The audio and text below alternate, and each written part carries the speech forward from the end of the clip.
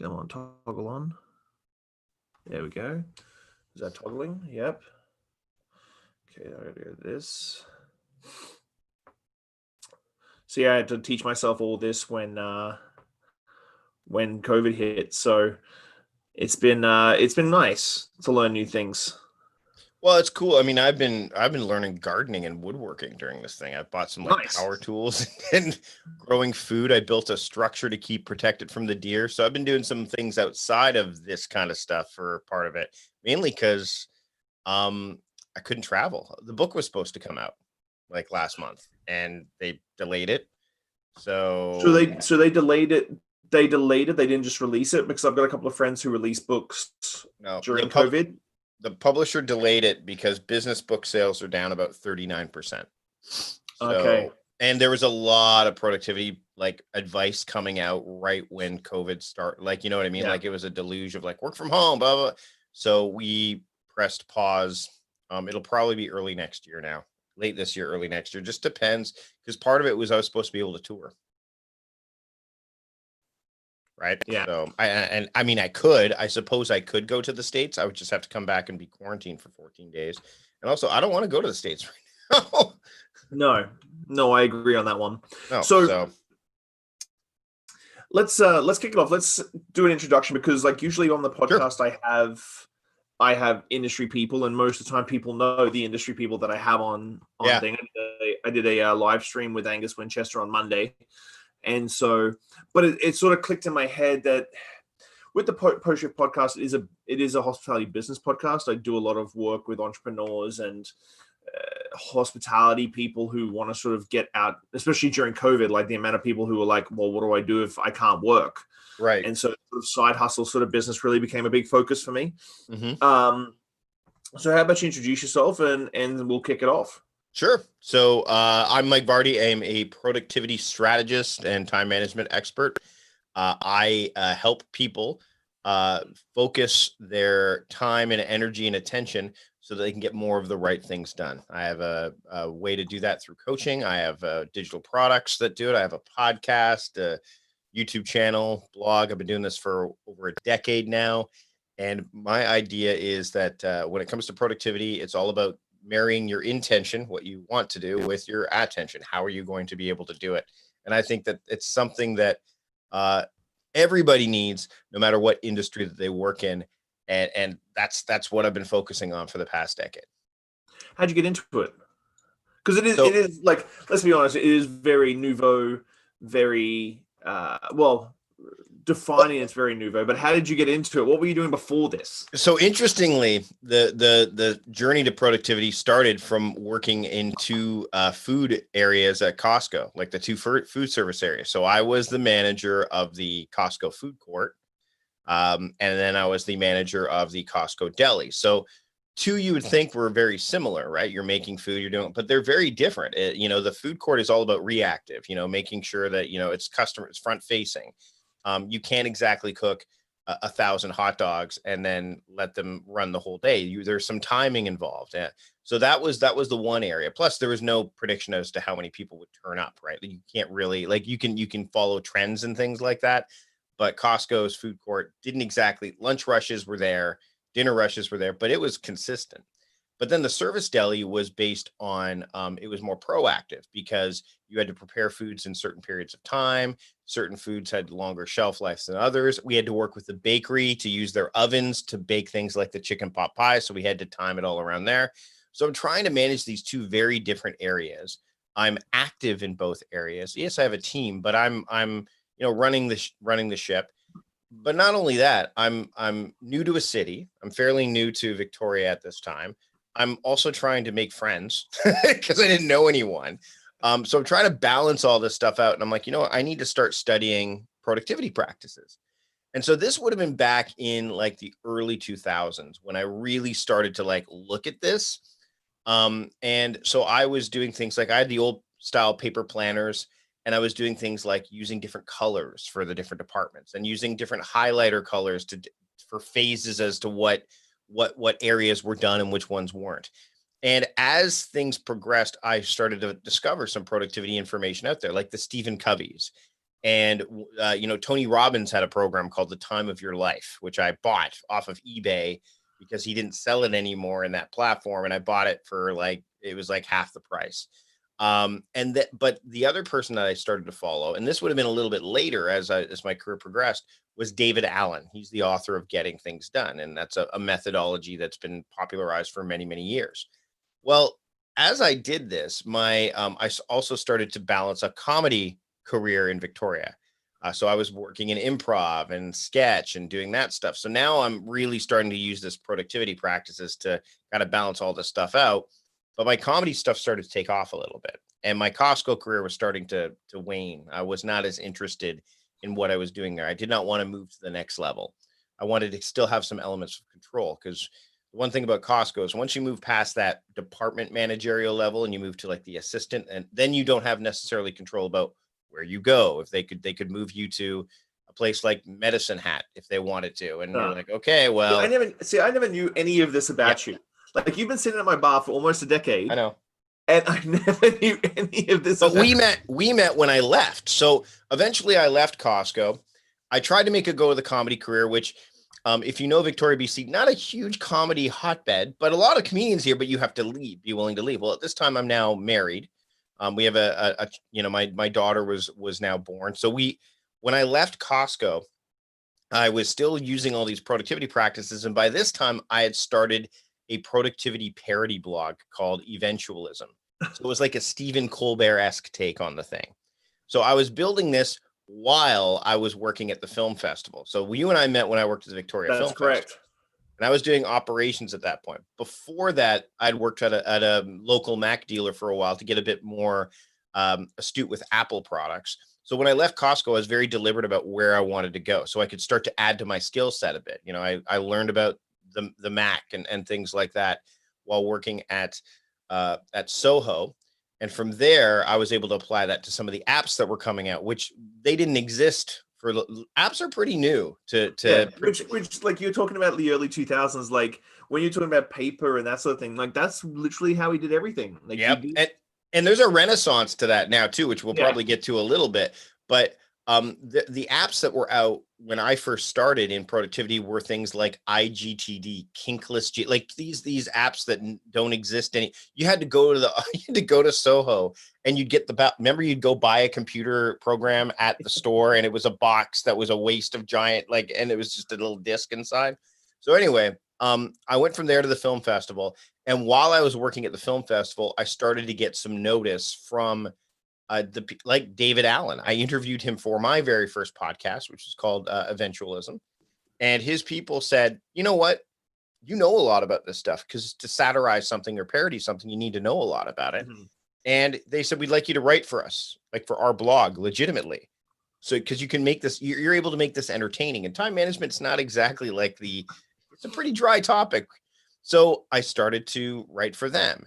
And then I got a job writing for the Work Awesome and a bunch of other sites. So while I'm working for the film festival, and I know we haven't had this discussion before, but I was basically operations manager. So that my job was to make sure everything kind of ran smoothly.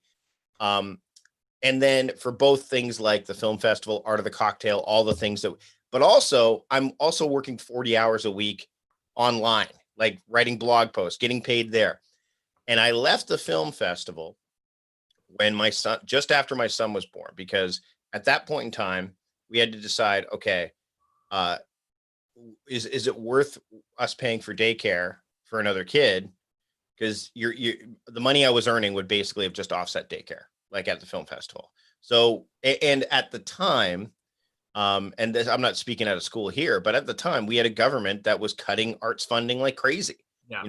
And I was the least senior person, despite being the operations person. I was the least senior person at the film festival. So it was, do I stay at the film festival and possibly not have a job one day when they just decide we can't afford you and just leave the online stuff behind? Or do I keep going online and then leave the film festival behind and take a risk there?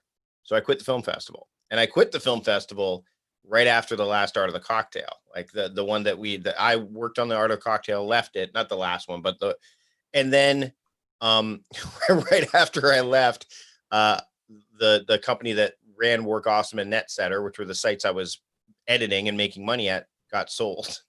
So I did end up losing. And that's when I said, okay, it's time for me to go out on my own. And that was basically, I left the film festival 10 years ago. So it would have been about almost 10 years ago where I said, okay, I'm going to start being my own boss, be a freelancer at this point. I ran Lifehack for a long time as the managing editor brought their numbers up.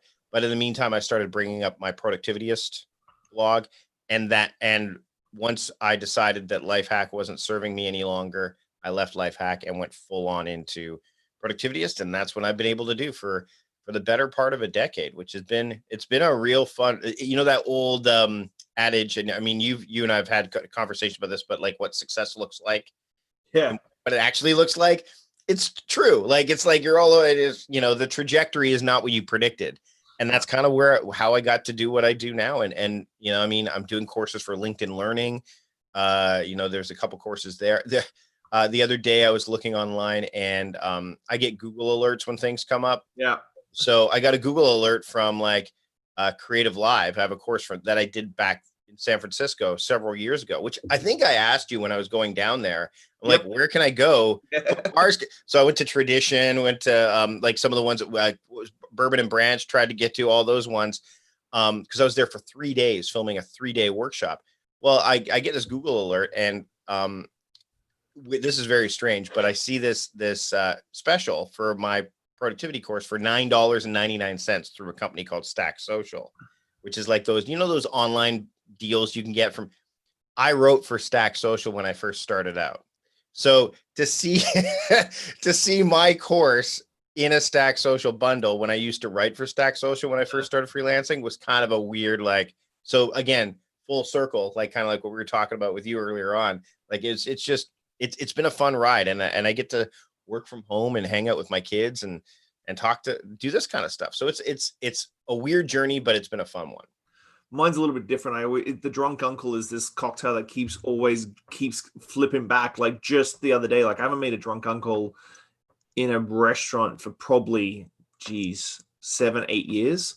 But the other day, someone in Brazil tagged me in a post in Portuguese because they made the drunk uncle, and I was like, this cocktail just keeps on giving, just keeps on giving. Yeah, you get these weird remnants of things and that's the other thing. One of the things I learned, not early enough, but I think I resisted it because I'm a creative. We're both creative people, and you want to create. You're all about making more, doing, because you've already made something, so now it's time to make something new.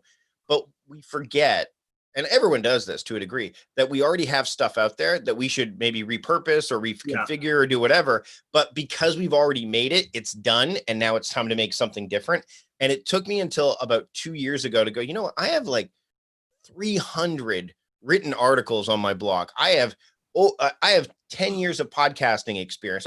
I don't have to spend as much time making as more rejigging or reframing or marketing and that's the interesting thing I've been playing with more is okay, how do I take what I've already made and either make it better or show more people? Because there's this arrogance of I've made this, therefore everyone's already seen it, which is total BS.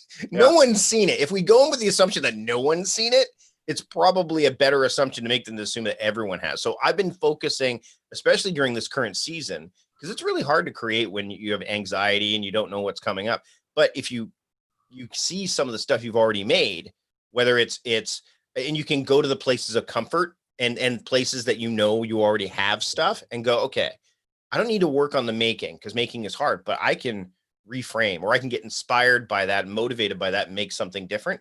That's where I'm spending a lot of my time lately, is being productive in the areas that I've already made something. And how do I make it better? How do I share it with more people? How do I turn it into something different? I'm removing some steps to make the process easier, as opposed to just, okay, let me crank some more stuff out, because that's hard when you, when we're in a season where there's so much uncertainty and you can't engineer nearly enough certainty because day to day, everything changes. So let's get into some productivity and time management stuff, because we talked about it off camera. Yeah. I think it's hard for the hospitality industry. especially now. I think beforehand it was difficult pre-COVID because a lot of people work weird hours. So time management and productivity, because like you work till 2 a.m. and then you try and sleep in. Like I try and be up by 7:30 every morning, regardless of what time I go to bed. Because I know I have how much I have to jam into my day. And I write my little notes and that sort of thing. I think I've got relatively good time management and productivity. I think I could probably be a smidgy bit better. But I think pre-COVID, a lot of people were like, well, I can't do that during the day because, well, I finish work at 2 o'clock. I finish work at 2 o'clock. I need to unwind. So I have a few beers or a drink or watch TV till early. Then I sleep in and then I got to get ready for work again. And then during COVID, a lot of people were like, I did a lot of stuff. For me was a lot of side hustles and new projects and showing people that there isn't a massive barrier to having drop shipping websites or like print to order stuff and that sort of thing. So trying to show people the side hustle. But I think the mentality, with a lot of hospitality people is that you're constantly busy, like you're on the bar or you're running the floor or you're doing prep. And so this sort of mentality of being busy gets chewed up real quick. A 10-hour shift of being busy all of a sudden really shows real quick. So what sort of let's gear it towards the hospitality industry. What sort of some tips that you can give? Because I never knew you were in the Costco. I never knew you were in the food industry before you met me.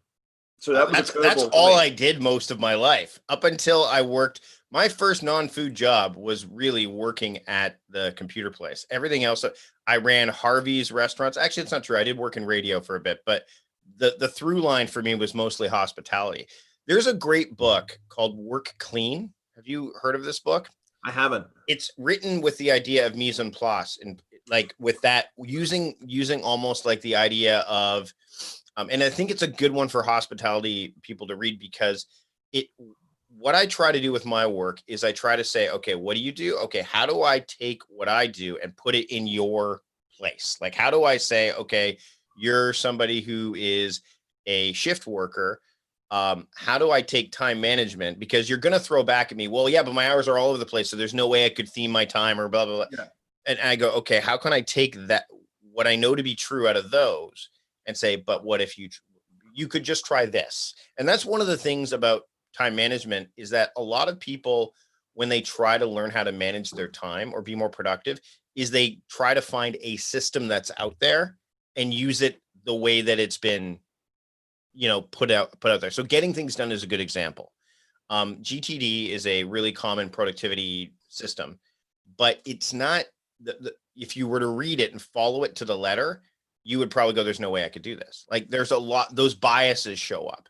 So I actually did a live stream not too long ago for some people in the hospitality industry for a UK, I think it was for a UK blog, site.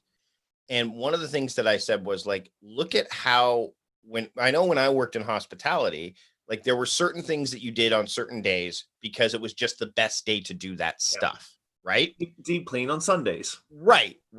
And we do that in life too. Like when I have people that say there's no way I could theme my days, I immediately go to some of the stuff I learned early on from Tony Robbins. Like I do like a pattern break, which is like, okay, well, when do you do your laundry? Well, normally on the weekends. What about housework? Well, yeah, normally on the weekends. I'm like, well, I'm mowing the lawn. Yeah, weekend. So what you're saying is like the weekends is time for housework and house cleaning. Yeah. And I go, do you go to church? And they're like, oh yeah. I go, so Sunday is like church day, right? And they're like, yeah. I'm like, so Sunday's church day and Saturday, let's say, is household day, but you don't theme your days. They're like, oh, I'm like, yeah, you do that to a degree. So just own it, right? Like be okay with owning it, because one of the things that we find is the hospitality industry can be so dynamic because it's not just you, it's the interaction with the other people. You don't know how busy it's going to be. You don't know what's going to necessarily hit that night. You may be able to somewhat engineer it, but you don't necessarily have an understanding, right? Like we know we'll be busy at dinner. We know we'll be busy at this time. Oh, it's about time for people to go to the clubs. They're going to come to our bar first, then they're going to go hit the nightclub. Like you have a sense, but there's no way you can know for sure, which can be anxiety inducing. But when you're looking at that from that vantage point, the same thing happens in life. So all you need to do is say, okay, today is my day off, or I know that I have to be up by 7, like you going to bed at 2 and then getting up at 7:30. I hope you're taking a nap. Like, and if you're, and you know what I mean? And I think that's something that we also hear too, is like, okay, I got to get my 8 hours sleep. No, you don't. 6 to 8 is what people normally look at, but it doesn't have to be all at the same time. I mean, you could say I'm going to get 6 hours, 5 hours sleep, and then I'm going to take a nap midway through the day. Just going to lay my head down, take a quick nap, and recharge myself before I go into, an hour before I go into work. And you could do what they call a caffeine nap, which is you drink a cup of coffee, then you lay down, and by the time the caffeine kicks in, you wake up. That's I don't nap. Doesn't work for you? You don't nap? Nope. I just have this weird thing that once I get busy, my body just clicks into a certain mode. And again, that's why productivity is personal too, though, right? Like everyone's gonna, like, I'm a night owl too. I work till 1, 2 in the morning. I always have, from my comedy background to when teenagers generally go that way, and my body clock never really corrected to go back to like being this 9 to 5er. So some of the things that I recommend that people do, if you can theme a day, or you can start theming your time, that's helpful, because what it does is it gives you a place to look. Hey, Wednesday is my admin day. What's that mean? Well, I do all my admin stuff that day. So that's life admin, work admin, all that. And you try to make those universal so that it works both at home and at work. So today is my looking day. I call it my looking day. It used to be called my video day. But I wanted to broaden the scope of it. Because if your theme is too narrow, then your brain goes, well, I ran out of things to do.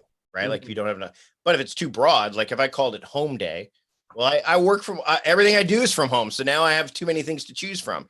So I have in my to-do list app, I have a tag that says looking, and I just go there, and then I look at those tasks, and I go, okay, well, which ones are dated sooner? Which ones, and if none of them are dated, go, well, which ones do I want to work on? Which ones are more important? Which ones are, so I'm not using due dates necessarily as my first form of action. I'm not using projects necessarily as my first form of action either. I'm not going, okay, I'm going to work on this project today. Instead, I'm going to look at the mode I need to be in, or the theme I'm going to follow, and go that route. Now, again, I don't think you should theme every single day of the week either when you first start doing this, because that's a recipe for disaster as well. You can't do that. Like your brain goes, because if one of those themes falls, then your brain goes, see, theming doesn't work. Like that's literally what your brain will do. So instead, pick one day. Like, hey, you know what? Wednesday's a good day for admin. That means I'm going to go do my banking. I'm going to go do, maybe that's what you do. And choose themes that are going to work, again, both in at home and at life, but also that you're going to do consistently. Like admin is something you need to do regularly. I have tomorrow's my deep work day. So I need to do deep work every week. So I don't have any appointments. Like when you said, hey, let's do this live stream, I said any day but Thursday. Remember I said that? Yeah. I don't do meetings on Thursdays. It's like, I don't do them at all, because when I wake up on Thursday, see, that's the other great thing about theming. I don't wake up and go, what am I going to do today? Because that's a silly, stupid question that your brain goes, I don't know, what do you want to do? And then all of a sudden I go, what day is it? It's Thursday. What's today's theme? Today's theme is deep work.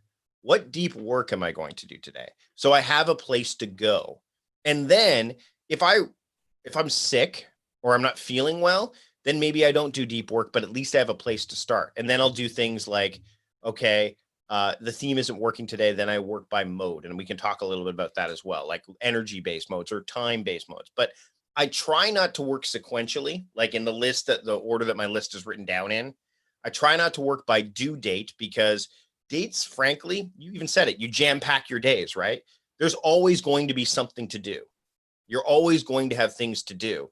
So I don't like to use dates as that, because dates are rather, to me, they're often, especially if you're running your own business, they can be rather arbitrary. You've just kind of said, I want to do this day, but maybe the only time they're not is when you waited so long to do it, and then they have to be done, right? Yeah.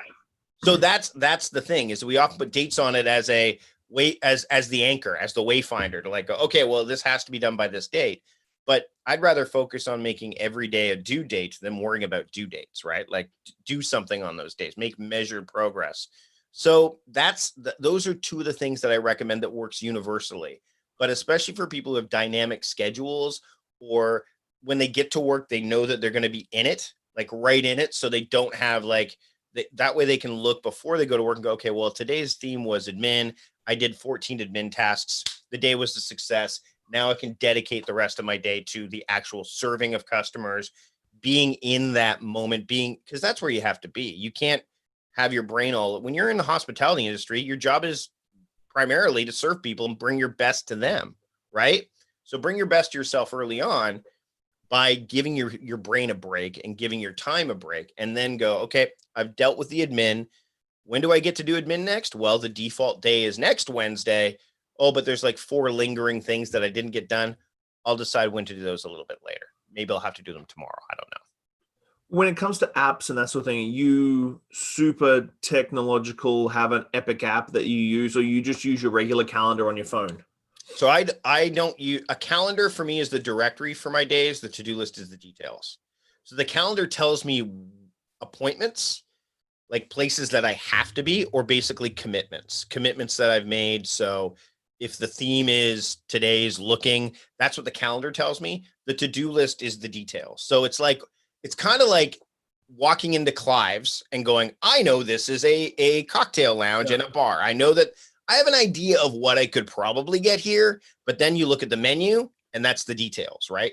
That's the way I look at it. A calendar is not good, as far as I'm concerned, to put down tasks, because there is a sense of overwhelm that can show up if you said, oh, I'm going to do this at this time. Yeah. And then that never happens, right? Because then 2 things happen. Number 1, there's some guilt or regret or shame, or all 3 that eventually show up because you didn't get it done. But also you start to not trust your calendar, right? But the to-do list, because it's so dynamic and flexible, you're always adding things to the to-do list. And let's face it, you've got a to-do list up here.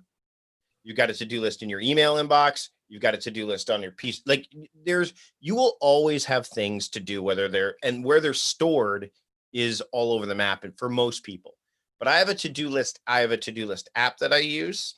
I use Todoist, which I love. It's inexpensive. It's like $35 a year or $4 a month. And I do believe that most to-do list apps that are worth using, you need to pay for. And most of them are expensive, but not all. And if your time is valuable to you, then I think it's worth spending a little bit of money on it. So for $35 a year, which is what, like pennies a day, to me, that's why I use an app like that. But I also use paper. Like paper to me is twofold. No pun intended. It's my uses for it are twofold. One is to capture things. So I'll have like these little note cards that I keep, or I have in all my jacket pockets, I have notebooks. And then I'll take stuff from here. So I don't want to whip up my phone every single time I'm doing something, because if I'm talking to somebody, like if you and I were sitting at the Drake or something like that, having a beer, and you said, hey, Mike, can I do something? And I pull out my phone. You're hoping that I'm writing something down, but I could be looking at emails or notifications have popped up on my phone, and all of a sudden I'm out of the moment. But if I write it down on this piece of paper or this notebook, when I get home, I just put it in my inbox, and then I can move it to digital if it even needs to be. I might be able to do that before it gets to the digital to-do list app. To-do list apps are great for filtration and long-term storage. So if you're like, I want to plan a trip to, I don't know, San Diego, let's say, when all this is over, I want to go to San Diego.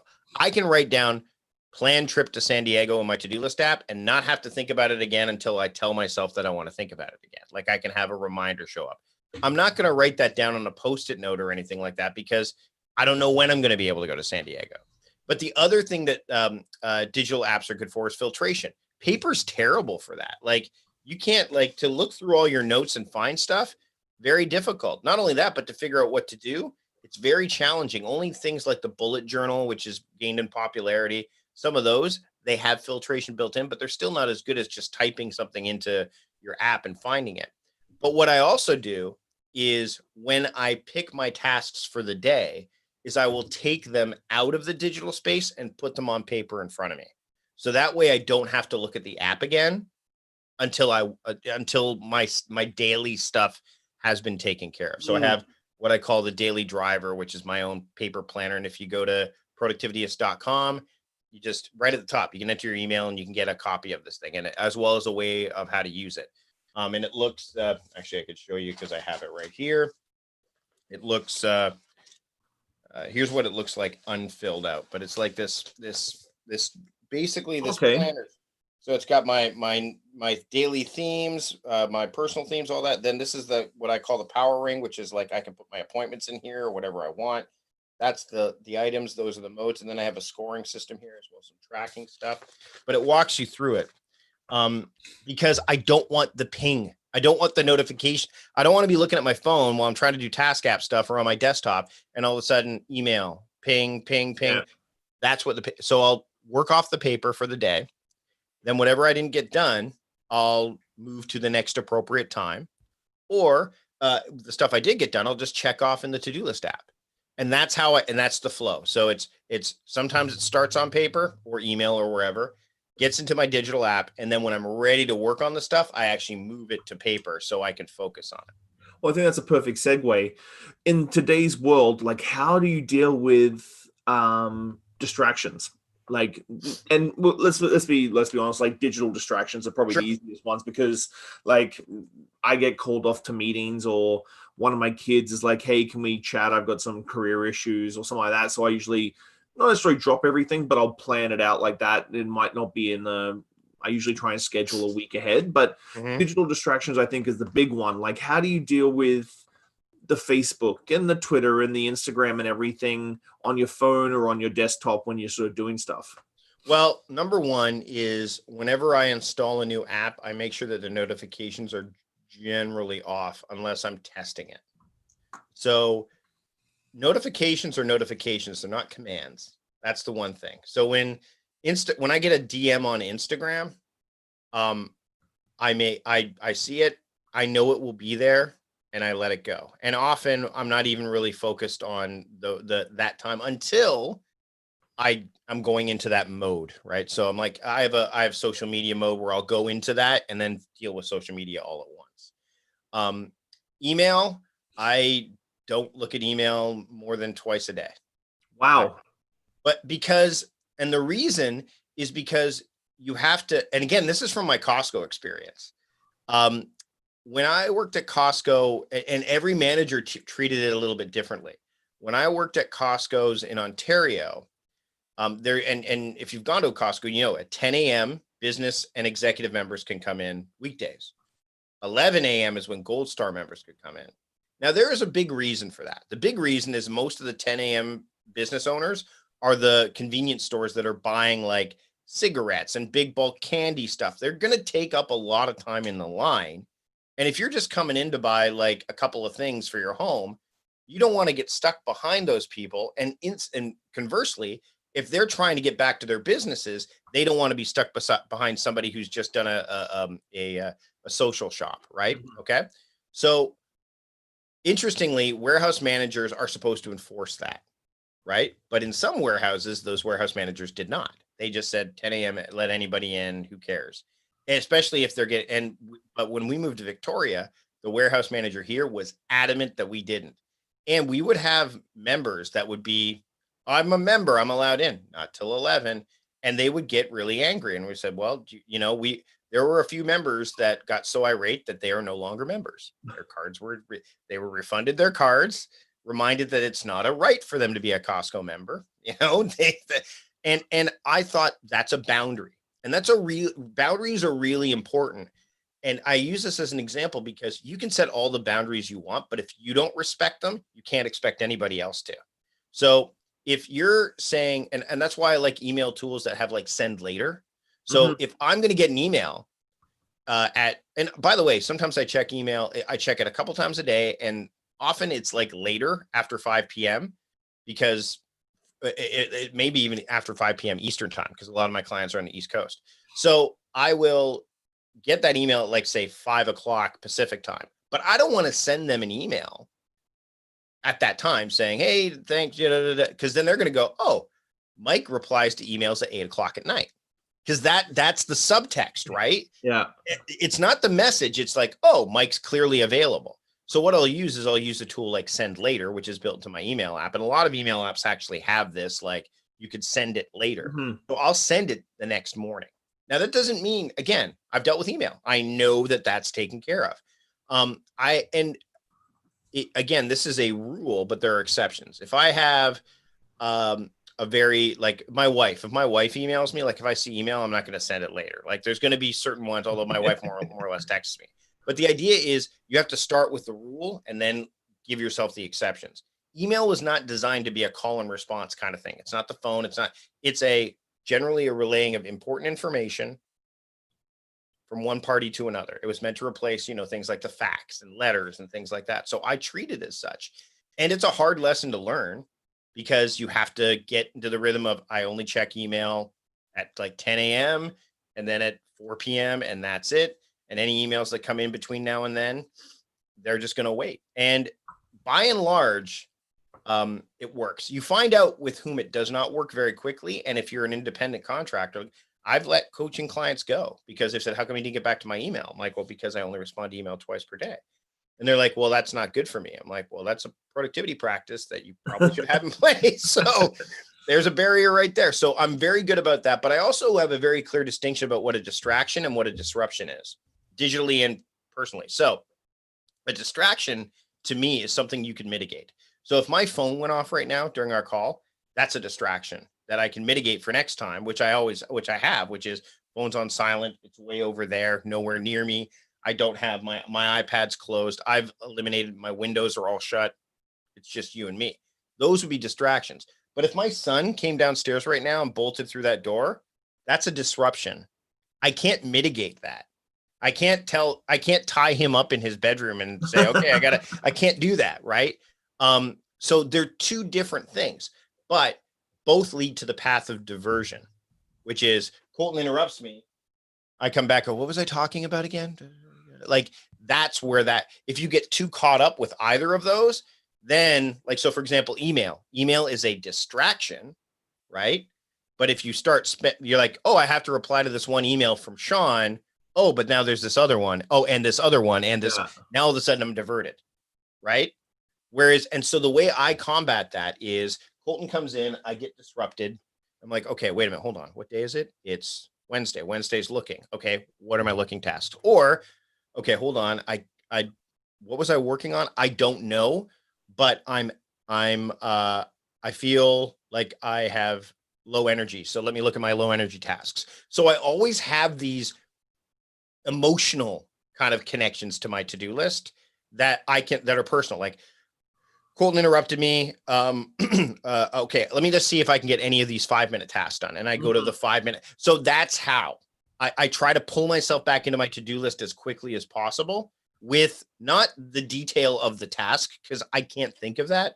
But what I can quickly access is, okay, it's what did Ann need me to do? Let me look at the Ann tag. Oh, there's a bunch of things Ann wanted me to do. Or Colton's interrupted me.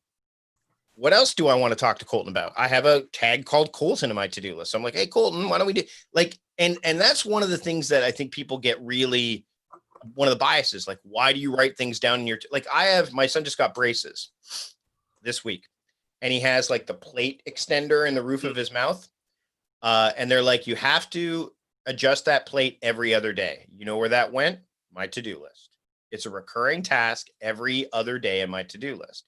And it's got his tag on it. So I know today that I'm going to do it. And it's going to show up high on my to-do list because I've prioritized it. And I will do that every day without fail because it's in my to-do list. If I tried to remember that, nope. I know I would probably do it, but I would do it at a weird time. I would feel stressed about it. It'd be just before his bedtime. I have things like put Christmas lights up, or actually it's not put Christmas. It's decide when to put Christmas lights up. And you know why I have that? Because I used to drive through our neighborhood, and I'd see Christmas lights up and go, oh, right, I got to put those up soon. Oh, right, I got to put those up soon. And then all of a sudden it's December 15th. You're like, oh, crap. Yeah. I put all that stuff in my to-do list because I don't want to have to think about it. I never want to I don't want to use I say this quote a lot. Your mind was meant to be a factory, not a warehouse. Ooh. Oh, that's a good one. You just drop the mic and leave now. So I know we're getting low on time, so I got a couple more things for you. Something that I deal with because I am so I am trying to be as organized as I am. I try and work as much as I do. The psychology of feeling guilty when you're not busy. is something I really struggle with. Like I don't take days off. I take afternoons off with my family. So like Sunday morning, get up, have coffee, breakfast with the girls, get a bunch of work done, 12:30, 1 o'clock. I shut my day off and spend the afternoon with the girls and then sort of re-kick off my day in the afternoon.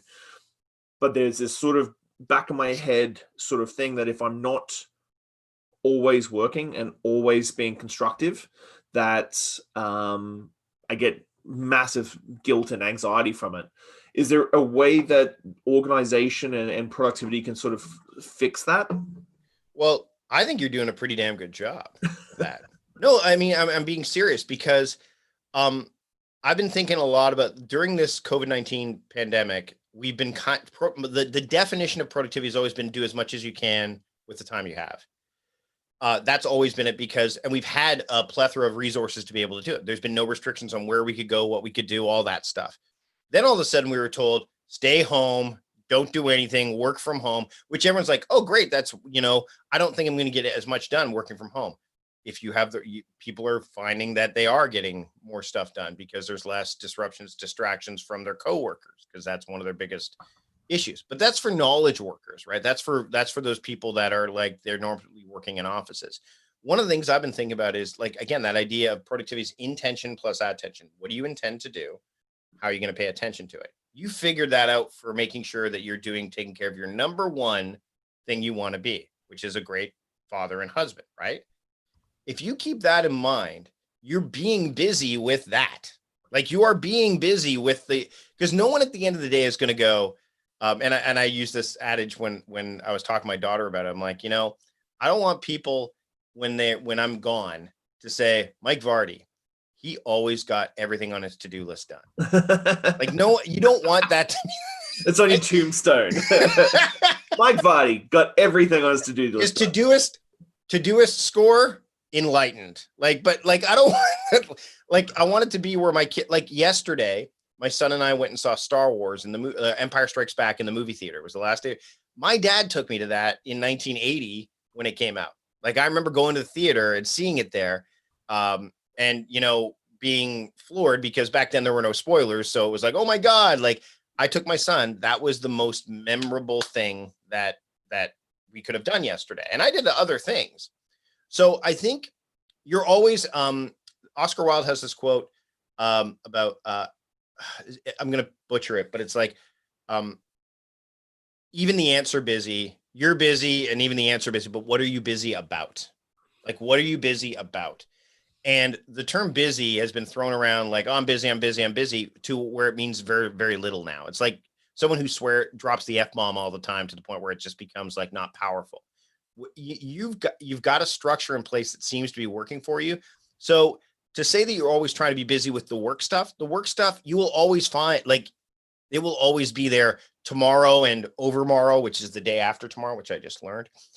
You'll always have stuff to do. There, you will never be done. I think ultimately when you're trying to figure out what you're trying to be productive with, productivity isn't about doing as much as possible. It's about doing the right things and setting yourself up so you can consistently do it. A way to make sure I'll give you one thing that I do that helps me do that is journaling. So I keep a journal.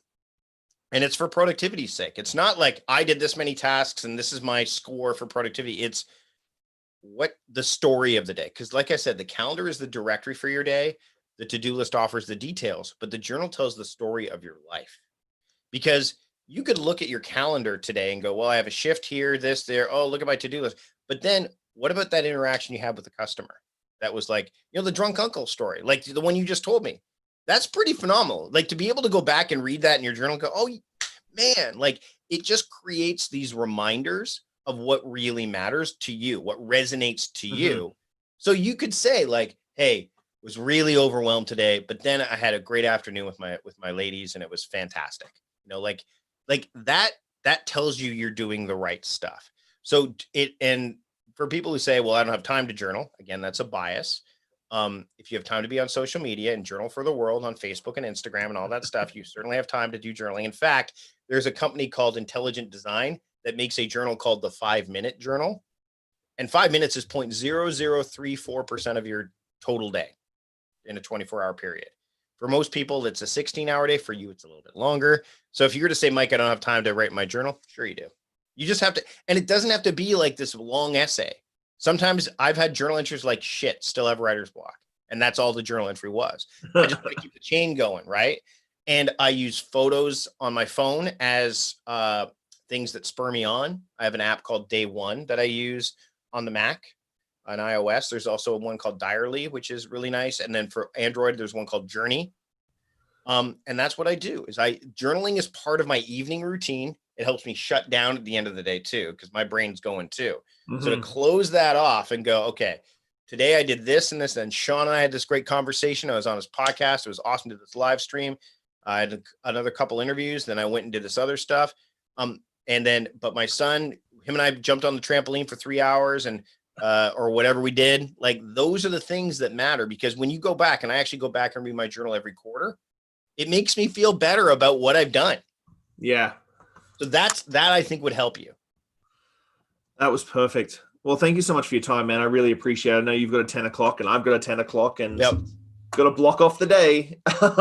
Yeah. And that's the thing, is that appointments matter. Like when you're making appointments with people, those are the things that go in your calendar, because that means that you can give your full attention at that. Mm-hmm. But when you have themes outside of that, like once noon shows up, because that's when I have my next free block, I know it's looking time. I'm going to do some video work. I'm going to do some of that. So my brain has a place. Always have a place for your brain to go. That way you give your brain a break. And for people who say that, oh God, like it's too restrictive, it's too like, it seems to look, frameworks foster freedom. Like you put them in place, they allow you to have it. And you can see that. I think a great book for hospitality people to read is, again, Work Clean. I think a chef is the guy who actually wrote it. And it just helps you understand the relationship that you have in your industry with how you can bring that to the rest of your life, and then use some of the tactics. And if you're interested, go to productivityist.com and you can get my daily driver. I also have a $5 30 days of time crafting course that you can take, which I think could be helpful too. I'm going to be tagging everything up so everybody can go and find it. But thanks, Mike. I will look forward to you popping into Clive's and having a drink soon. Yeah. We're opening things up here, and I've been to the Drake once. Where else have I been? I've been to was it Refuge? Yep.